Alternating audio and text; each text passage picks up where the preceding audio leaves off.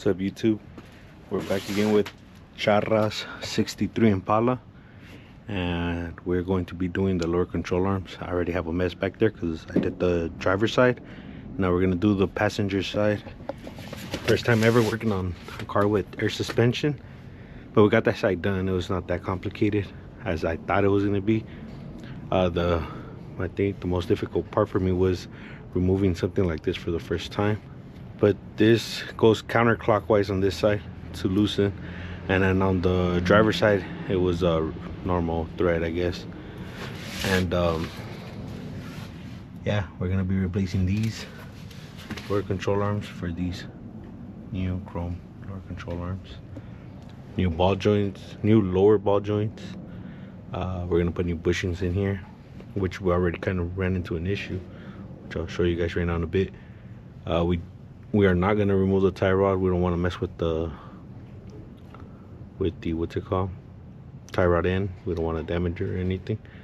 So I think what I'm gonna start doing on this side is removing the pin for the lower ball joint, and then we're going to stick the fork in there, the ball joint tool, to knock this out. Since we're gonna put a new one, I'm not too worried about the boot on this side. I don't want to hammer this. It has a nice finish, and also I don't know if he's gonna keep these lower control arms or not, so I don't want to use a hammer on that. I'd rather mess up the lower ball joint than damage the chrome or polished components. And also on the other side, we ran into a couple of loose bolts, so we're putting blue thread locker on everything pretty much, unless it has a lock washer. But yeah, this is a size 22, I believe. So I got the ball joint separated from the knuckle. I just have the nut on there just in case. And now I'm gonna get to these 4 14mm bolts holding the plate onto the lower controller. And it shouldn't have any tension on it because we did air out the suspension. So there's 4. There's one here, and 2 on the other side. And that's just gonna remove the plate from the lower controller. I was getting ahead of myself and I was forgetting to record, but so far we got this plate unbolted from the lower controller. And also we removed these 2 60mm bolts that hold the control arm to the frame. Right here, there's 2 of them, one on each side on this rod. Now we're gonna get to the one in the back. This one right here, this big one right here is the 22, and there's you have to grab the bolt from the top side of the frame. And yeah, we're gonna remove that, and the lower control arm should drop. Once it drops, we're just going to try to pivot the ball joint out of the control arm. Okay, so we just have the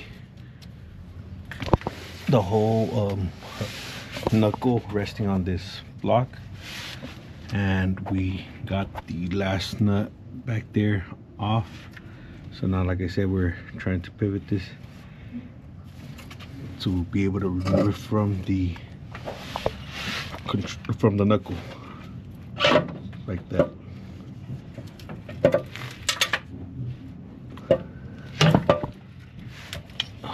There you go. So that's out of the way, and there's a 14mm bolt under the bag right here to be able to remove this plate. So this is the new controller, the new lower controller that we're going to be installing. This is the old one, and I think the only thing we're gonna grab from this is these bolts right here, because the new ball joint, this is a ball joint OER 58 282 Chevy lower ball joint. Comes with black bolts. It's gonna look ugly. A nice clean control arm with black bolts. So I think we're just gonna go ahead and use these. And then this is the issue that we ran in on the driver's side. So you can see this side has nothing in here, and then this side has the old a bushing shell in there. So we gotta knock this out because the rod that goes right here is gonna have new bushings. I'm gonna show you that right now. So this is it. This is the new rod that's gonna go in there. We have to install these bushings, and as you can see, this has the little shell. So we're gonna have to knock those out and then press the bushings in. And then this does have a right and wrong way to install it because this side is flat. Let me open it up.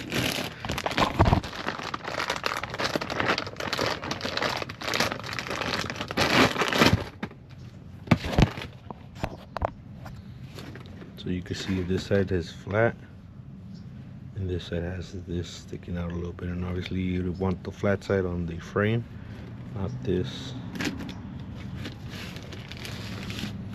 So I believe I'm gonna start with knocking this out first so we could install this in, and then we'll move over to the ball joint.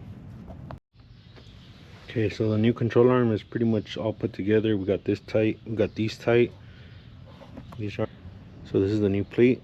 I'm gonna put it on the bag with one bolt right there, and I'm gonna put a little bit of thread locker on that. And also we swapped out the washer on that bolt because it was a little too loose for our liking.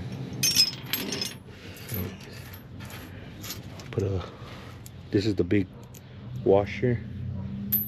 I'm gonna put a smaller washer if I find it. I don't know where I left it, but I'm gonna look for it right now, and then I'm gonna put a smaller washer on here, and we'll throw the control arm on. With those two bolts, we're gonna put thread locker on those also, and that nut, they did not have any lock washers or anything, so we're just gonna put them back like that. We just made a mess with the grease gun, but we got some grease up in here in the lower ball joint. The plate is bolted down. There's thread locker on the bolt that holds the plate to the airbag, because when we removed it on both sides, it was pretty loose. We put thread locker on these two bolts and also the back bolt. This is what we're using, the Permatex loop thread locker.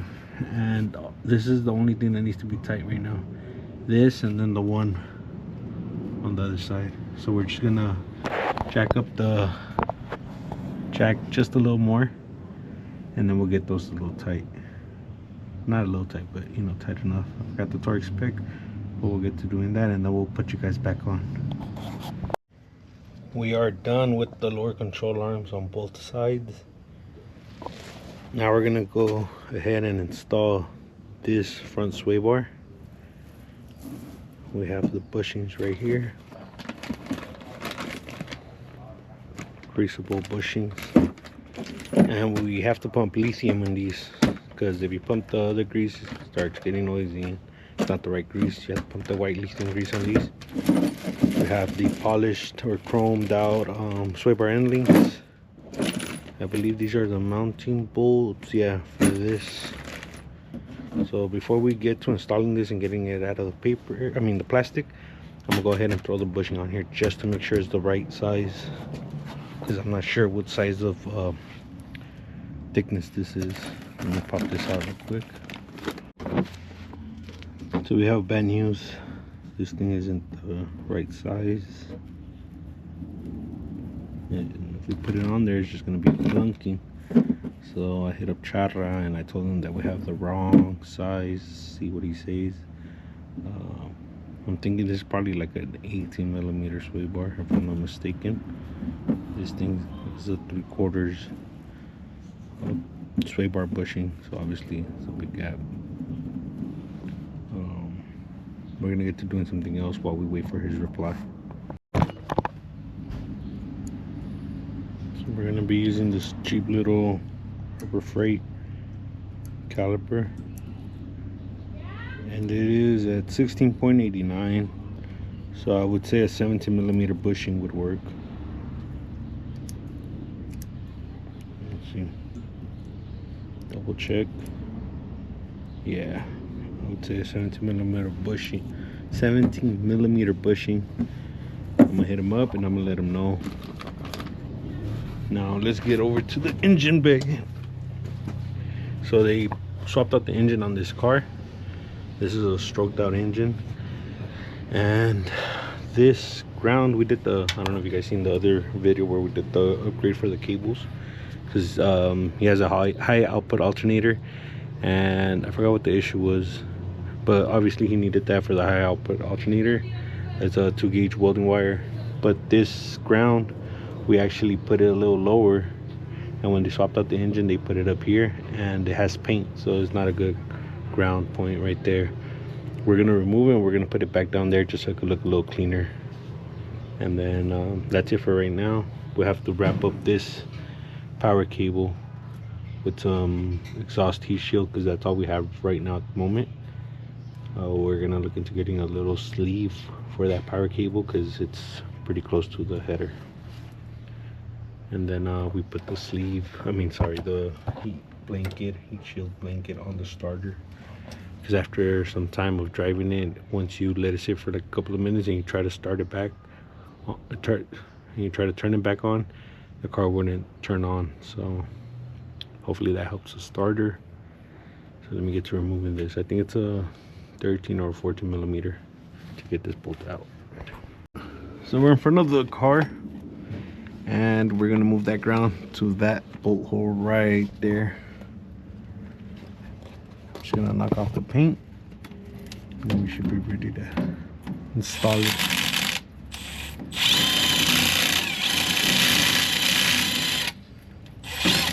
Let me do it with two hands. I don't want to knock off too much paint.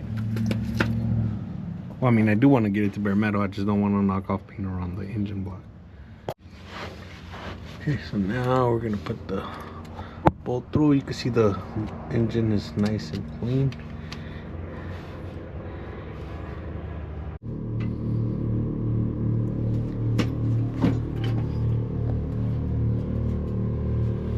This driveway is kind of tight. I wish I could give you guys a better shot of the side of this car. But anyways, we're done with the lower control arms install on both sides. That was a compressor kicked on. But we have the power cable wrapped up, because it's like about an inch away from the head. It's like about an inch and a half away from the header, so we wrapped it up. We threw the blanket on the starter. That's the heat shield blanket. We relocated the little ground down there, cleaned up the block, so these cables look a little better now. But for today, that's pretty much it. Make sure to check us out on Instagram at Yonke_OXC films. I will leave that in the description down below, and we'll catch you guys on the next one.